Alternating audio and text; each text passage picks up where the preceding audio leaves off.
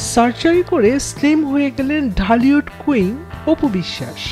আলোচনায় চিত্রনায়িকা অপু বিশ্বাস আবারও।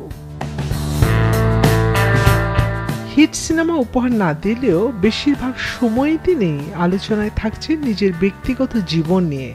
এবার ইস্যু হলো এই নায়িকা স্লিম হওয়া নিয়ে। নিজেকে আরো বেশি সুন্দর করে তুলতে হলিউড বলিউডের সেলিব্রিটিদের বিভিন্ন সার্জারি খবর পাওয়া যায়। শরীরের নির্দিষ্ট কোনো অঙ্গকে আকর্ষণীয় করতে অস্ত্রোপচার নতুন নয়। বাংলাদেশের জনপ্রিয় চিত্রনায়িকা অপু বিশ্বাসও নাকি সেই দলেরই একজন। শারীরিক গঠন নিয়ে অপু বিশ্বাস বলেন, আমি কিন্তু শুরু থেকে হেলদি, কখনো ছিপে ছিলাম না, সুতরাং এই বিষয়টি আমাকে মোকাবেলা করতে হয়েছে। তবে স্বীকার করেছেন ঠোঁট সার্জারি করিয়েছেন অপু বিশ্বাস।